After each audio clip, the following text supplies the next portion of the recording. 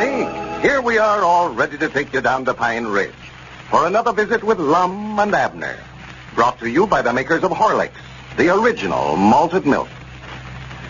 Now, a lot of people, when they're at work or busy around the house, find themselves becoming fatigued in the middle of the morning or in the middle of the afternoon. The energy that they had just a few hours before seems to have left them. They are unable to give their best to their work.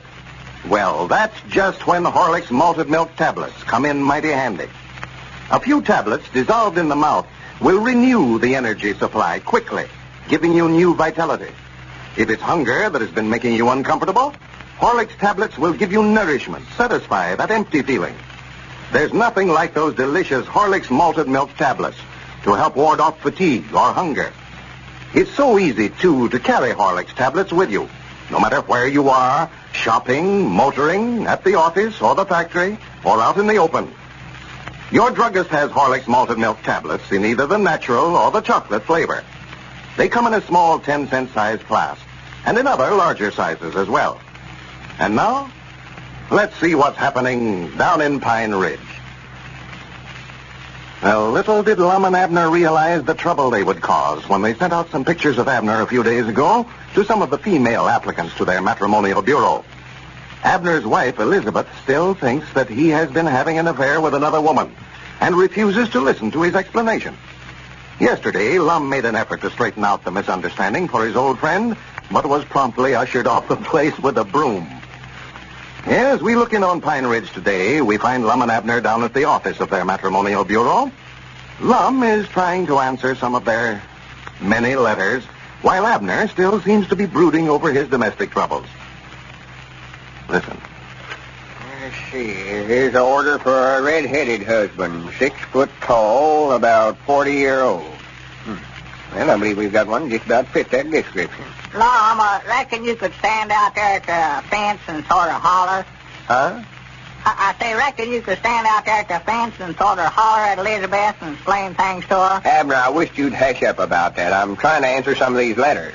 This matrimonial bureau mail has been stacking up here for days. I don't care. Here's a letter from Roseville, Ohio.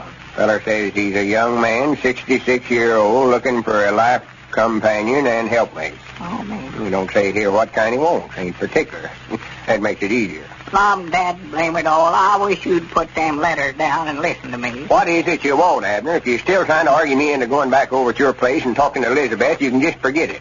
That woman's unsafe to be around. Well, what all did you say to her yesterday? Nothing.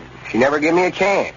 Followed me clean out there in the road, chunking rocks at me. Yeah, I know. We was looking out the window over here and seen her do that. The best thing for you to do is to stay over at my house till she sort of cools off some more. Well, I don't want to wear out my welcome over at your place, Mom. Granny, she'll wear out something worse than that for you if you go home. You never did tell her that there weren't nothing to that story about me going into the county seat the other night, huh? No, I told you I never got a chance to tell her nothing. She done all the talking. Yeah, she's generally all there does. It's hard to explain things to folks when they do all the talking that way. They just can't listen good for some reason or other. But now, Lum, you said yesterday that you'd guarantee to get her back in a good humor with me, and it's up to you to do it some way or other. Well, Abner, we may as well give up the idea of ever trying to explain it to her, for she won't give you a chance to talk. We've got to find some other way. Now, what other ways are they? Why, there ought to be lots of ways. There ought to be. If we could get her sympathy roused some way or other, get her to feeling sorrowful for you. Yeah. If you could get serious sick or something like that. You don't feel bad, do you? No, I feel all right. Why? Nothing. It won't work. Give me a little time. I'll study up some way to get you out of it. Yeah, I hope you do, Lum. It just don't seem right not having my home to go to no more. Lizabeth is a good woman at heart. She wouldn't harm a flea. Yeah, I don't know. If I was a flea, I wouldn't put too much confidence in her the way she's feeling now. Just to think, after all these years, never appreciated what a fine little woman I had. Never knowed what a good housekeeper she was till I started staying over at your place. Well, don't sit there and blubber about it. That ain't going to help none. Oh. Just let me get caught up with her matrimonial mail here, and I'll sit down with you, and we'll study up some way to get you out of it. Well, now, Lum, there's bound to be a way to make Lizabeth listen to it. The only trouble, if we get you out of this scrape, she's going to be mad all over again when she finds out that Squire Skimp beat us out of the store here. Oh, yeah, she's going high in a kite when she hears that.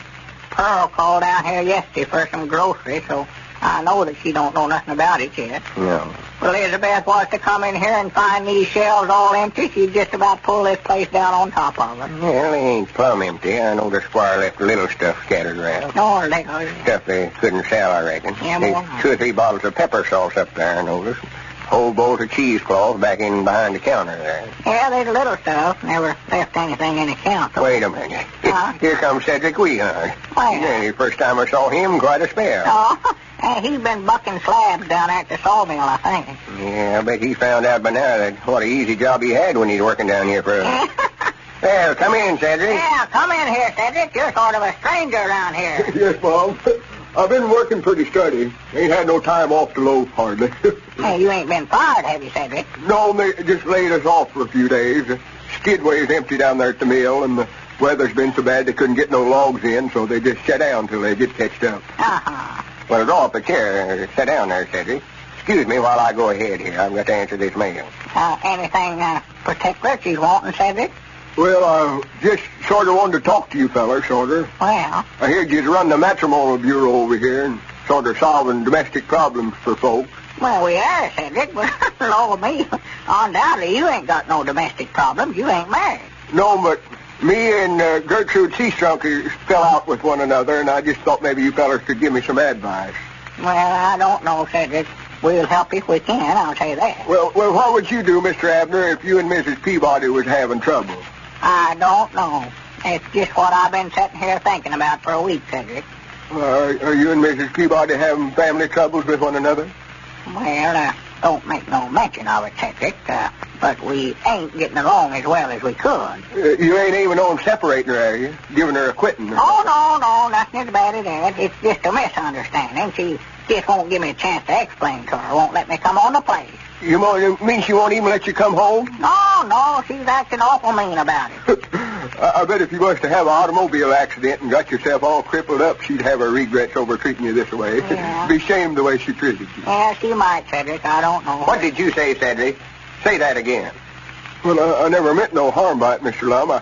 I just said if Mr. Abner here was to have an automobile wreck and get himself hurt, Miss Peabody would feel sorrowful about the way she done him, I bet you. Hey, Granny, that's a idea. That's a idea. That's just what I've been looking for. Abner, you're going to have an automobile wreck. Huh? You're going to have an automobile wreck. Oh, my goodness. How can you tell that? And you're going to have an arm broke. Are you telling my fortune? No, well, that's what's going to happen to you anyway. You're going to have a bad accident this afternoon. Oh, my goodness. Right on top of all my other troubles, something like this has got to happen. Where's it going to take place, Mom? Right here, now. Well, I can't have no automobile wreck sitting here in the store. Well, you are going to anyway. You've got to. It's the only way to get Lizabeth in a good humor with you, Abner. Well, oh, me, I'd love to make up with her, Lum, but I don't want to break her arm to do it. Granny, it might be best to break both arms. Oh, my goodness, alive, oh, me. See, here's my idea, Abner. We're just going to make out like you've had an accident. We'll take and wrap your arms up with some bandages and all that stuff and carry you over to the house and tell Lizabeth you're run over by a car. Oh, just make out like I got my arms broke, huh? That's right. And then you can explain everything to her. You know she ain't going to hit you with both your arms broke. No, I don't believe she will. Yeah, we'll have you looking like a freight train hit you. If this won't teach Lizabeth a lesson, it'll catch her sympathy like nothing else will. Yeah, I believe will, too. If it won't, there won't nothing to it. No. Cedric, look over there behind the counter and bring me that bolt of cheesecloth. Abner, get some of them box lids we split up for kindling wood. They'll make good splints for your arm. Yeah. That's it, Cedric. Bring it here. I know this might work all right, Mom, you know what? Of course it'll work. Roll up your sleeve there. Better get up here on the counter and lay down. Yeah, sure. Granny, wait a minute. I've got a bottle of Curacomb here in my desk drawer. We can pour that over them bandages so it'll look like he's bad hurt. Hey, dog it, I did have an accident, didn't I? Oh, that car just kept running over. Don't you never say nothing about this, Cedric. You neither, Abner. We don't want nobody but us three to know anything about it. And also, if you ever tell this, Cedric, I'll lock you up in jail and throw the key away. I ain't going to say nothing about it. That's the way. Cedric, you start roughing up Abner's arm there while I telephone up Lizabeth and break the sad news to her. Hey, wait a minute here, Cedric. Put them boards all around my arm here first, you know, and then lock the cheesecloth around them there. Oh, I see. I'll fix them. Both arms, huh? Yeah, both of them, yeah. Here, Abner. Huh? Yeah, you go over here close to the telephone and tell Lizabeth that you've been calling for her. Then while I'm talking to her, you can holler her name out 2 or 3 times. What for? Wait a minute. Hello? Lizabeth? This here's Lum Abner. That's the way it is. Awful good. Well, now, wait a minute, Lizabeth. Before you start in on that, I've got some awful sad news for you. Awful sad. Awful. Right. Yes, Mom. Well, it's about Abner. Why, he's been run over by an automobile. Yeah, 2 or 3 of them. Well, we don't know how bad he's hurt. No. So far, we found 2 broke arms, and he's hurt internal. It's the working, Abner. Tell her I ain't come to myself yet, Mom. He said, oh, shut up, Abner. He ain't come to himself yet, Lizabeth, but he keeps calling your name. Calling for you. Oh, Lizabeth! Lizabeth! What's the stout? Lizabeth! Now, lock up my other arm, said Well, now, I wouldn't take it too hard, Lizabeth. He might pull through the shatters. Huh? No, don't come over here. We're just fixing to bring him over there. Get the bed ready and we'll be right. Well, it's a great idea. If it works.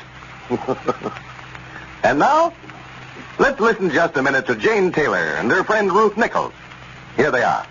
Ruth, I've just discovered the best reducing plan. I know. You told me all about it. Well, I couldn't have. I just found out about it week before last. I haven't seen you for a month. Well, you were telling me all about that day that we had lunch with Helen Powers. Oh, you mean that one. Oh, that was a farce. A farce? Yes, I wore myself out in 2 days with all that crazy exercising, just as I told you would. Why don't you be sensible, Jane? I much prefer carrying a few extra pounds to killing myself trying to act like a chimpanzee. Oh, you don't have to act like a chimpanzee. Not with this new reducing plan. You don't have to exercise as tall and fast. Jane, you haven't taken anything that might hurt you, have you? I've seen my doctor before I tried any of those things. Don't be silly. I'm not being silly, but some of those things are harmful. Well, let me tell you what I've done. Today and every day last week, I drank a glass of Horlicks malted milk at noon. Will that kill me, do you think? Horlicks? Well, of course it won't, but I don't see how... I drink a glass of Horlicks instead of eating a heavy luncheon. Horlicks is nourishing and sustaining, but it doesn't have an excess of calories like a heavy meal. That's how Horlicks at noon helps reduce you. It's really effective, Ruth. I lost 2 pounds last week, the very first week I tried it. Well, say, that's the most sensible reducing plan I've ever heard of. That glass of Horlicks for lunch sounds awfully good to me. I guess I'll try the Horlick reducing plan, too. Oh, good. My figure could stand a little trimming. Oh. And a glass of Horlicks instead of a heavy meal at noon is a mighty fine reducing plan. One that will help you overweight people regain a youthful waistline. Now you can make a glass of Horlicks quickly and easily, either at home or at work. Horlicks, you know, is a delicious, full-flavored drink when mixed with water alone. It isn't necessary to add any flavoring or even milk. You can get Horlicks malted milk in either natural or chocolate flavor at your druggist. This is Carlton Brickert speaking for Lum and Abner and Horlicks, who now bid you all good night and good health.